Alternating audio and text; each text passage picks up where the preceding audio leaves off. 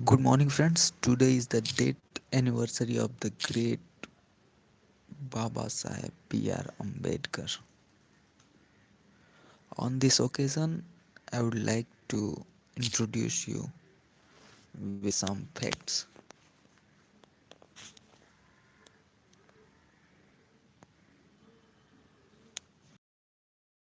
which are still not as popular as it should be. For that, I am bringing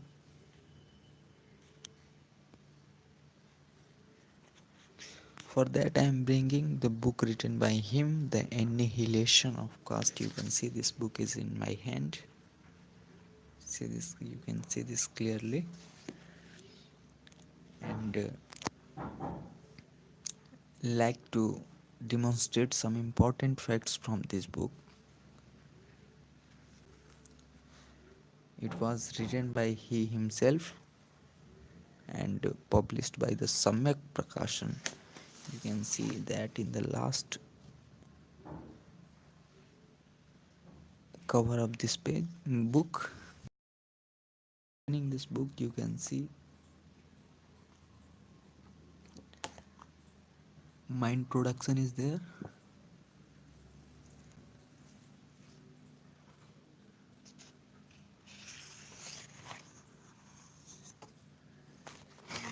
This book is all about a reply to Mahatma Gandhi. Actually, it was written to the Jat Pat Thodak Mandal of Lahore, where he was invited, but later his speech was in such a way that the organization committee of the Jat Pat Thodak Mandal did not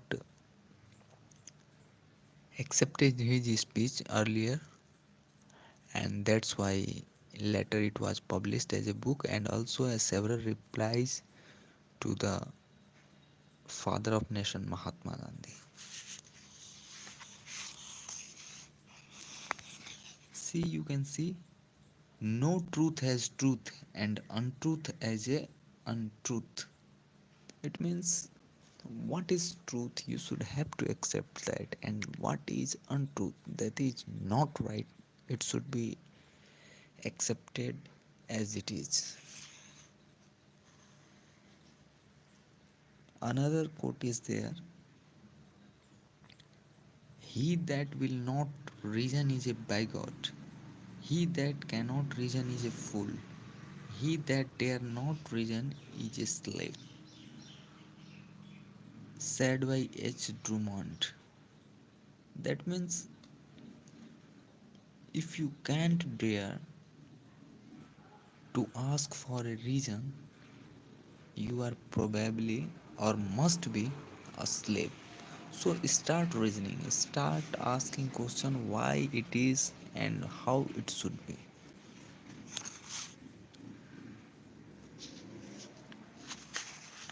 I have read this book almost 3 to 4 times and suggest my every friend to must go for this book. It is not so costly. You can see the price of this book is maybe on the last page. Actually there is not, but then it may be on the front page. 125, and of course you will get some discount from this book.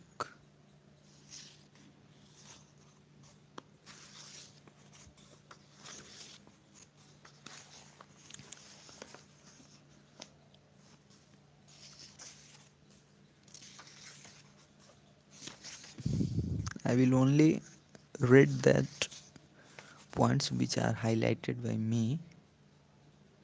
Here you can see that the president and the reader will be in the position to lay the blame where it ought properly to belong. This is, I believe, the first time when event is cancelled by the reception committee because it does not approve of the views of the president, but whether that is so or not, this is certainly the first time in my life to have been invited to preside over a conference of caste Hindus. I am sorry that it was ended in a conference of caste, ended in a tragedy. But what can anyone expect from relationships so tragic as the relationship between the reforming sect of the caste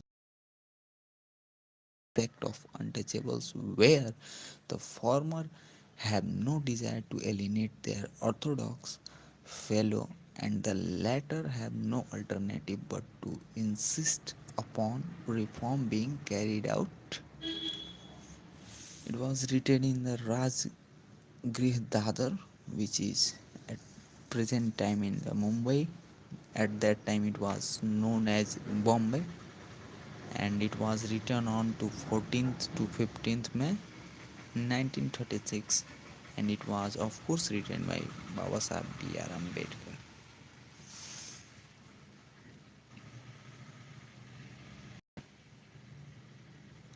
It clearly means he was invited for the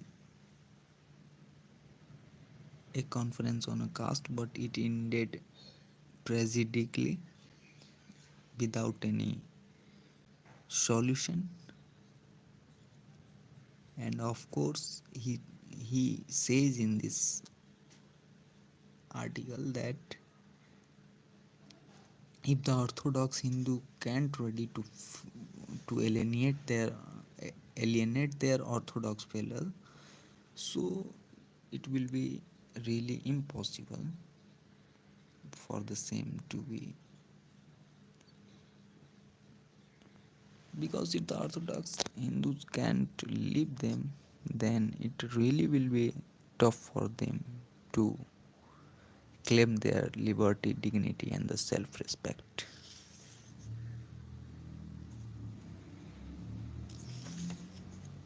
Here you can see another point too. Here it is written that I for one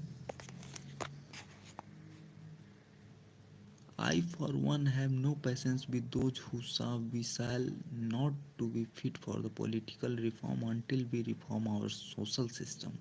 I fail to see any connection between the two.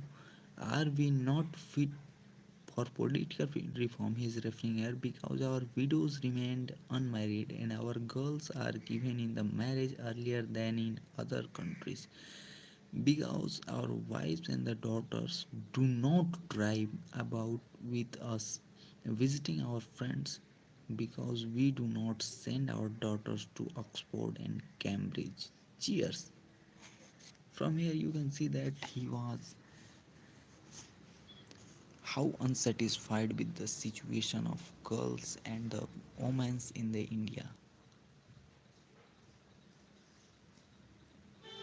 He was thinking that how the women are getting earlier married,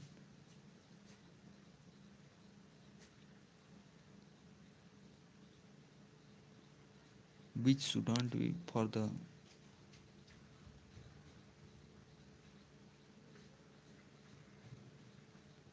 benefit of a nation.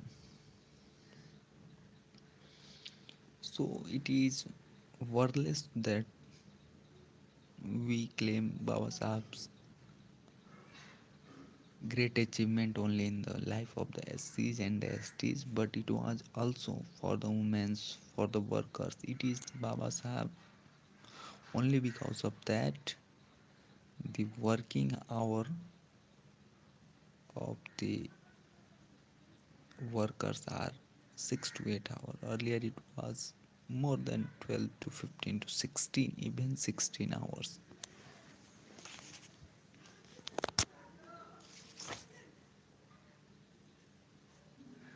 Here, commenting on the Congress, what he says, see, Congressman who repeats the dogma of the mill that one country is not fit to rule another country, but admit that one class is not fit to rule another class. Actually, he is quoting out Congress that the congressman were of this view that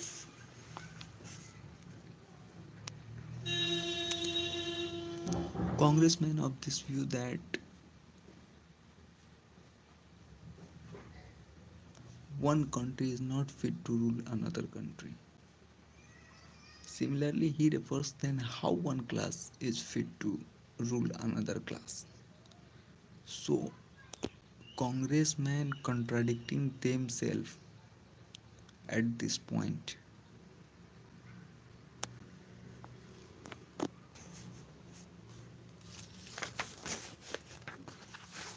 Moving ahead, another point is there.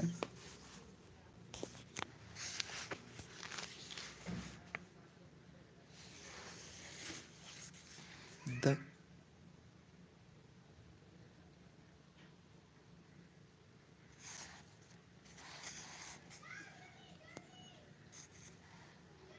the constitutional questions are in the first instance not question of right but question of might. The actual constitution of the country has its existence only in the actual condition of force which exists in the country. Hence, political constitutions have value and permanence only when they accurately express those conditions of forces which exist in the practice within a society. Here he was critical of various things.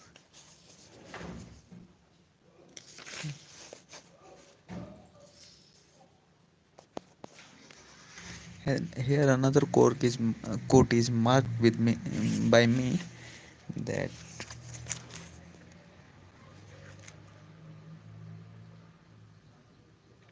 I do not believe that we can build up a free society in India so long as there is a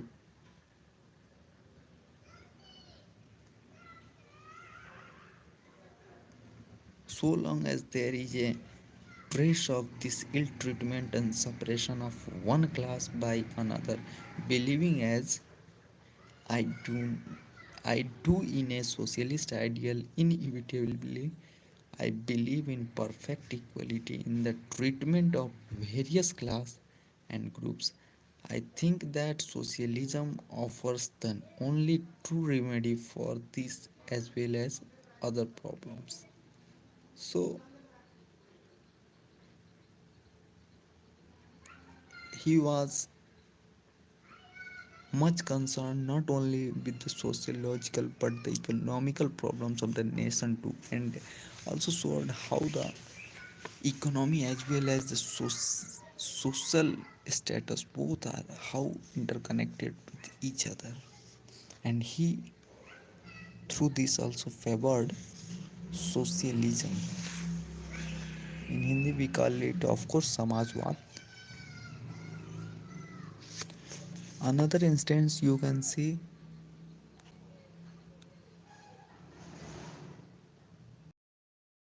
the revolution for the equalization of property. Unless they know that after the revolution is achieved they will be treated equally and that there will be no discrimination of caste and creed.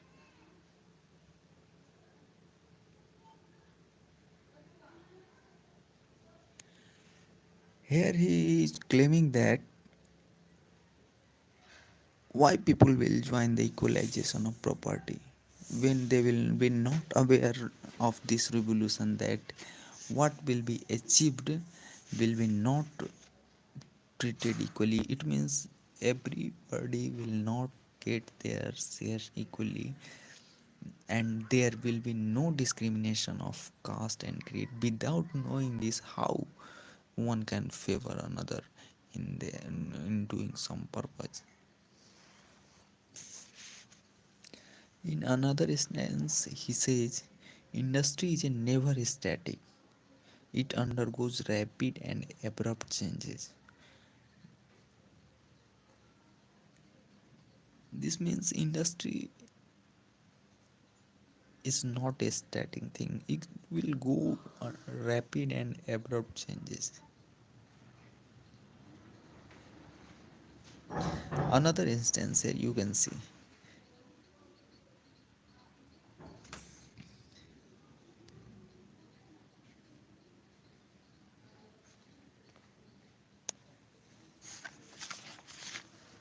Actually, camera is not working properly,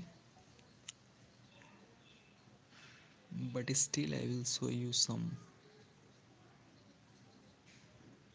If a Hindu is seen to starve rather than take to new occupation not assigned to his caste, the reason is to be found in the caste system. This is the most important point.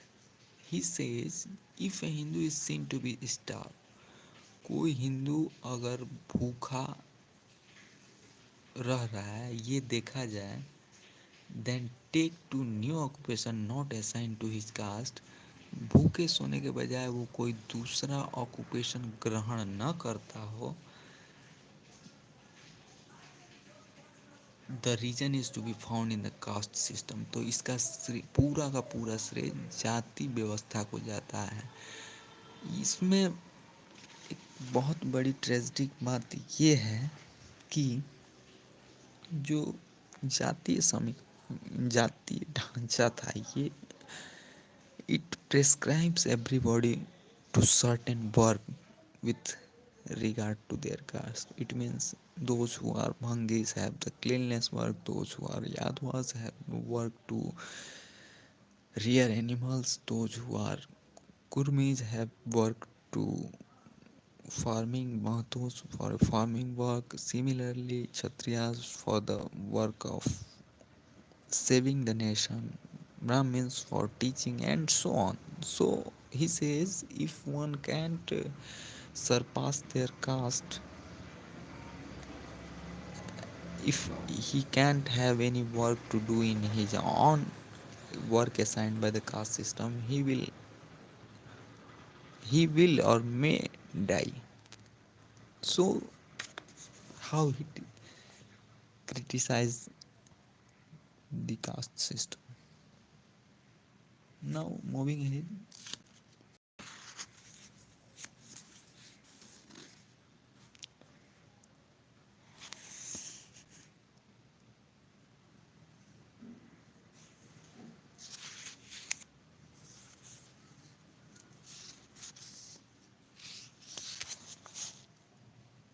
Against intermarrying and interdining between the subcaste cannot be for the purpose of maintaining purity of the race or for blood. If subcaste cannot be eugenic in origin, there cannot be any instance in the contention that caste is eugenic in origin.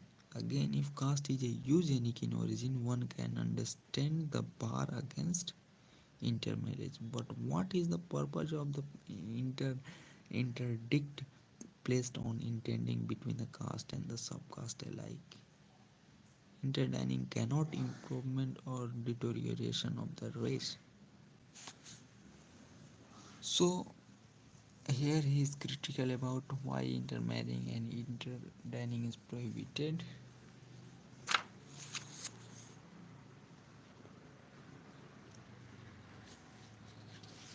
Although this book is of much lengthy, I will state later portion of it, left portion of it later. Thank you.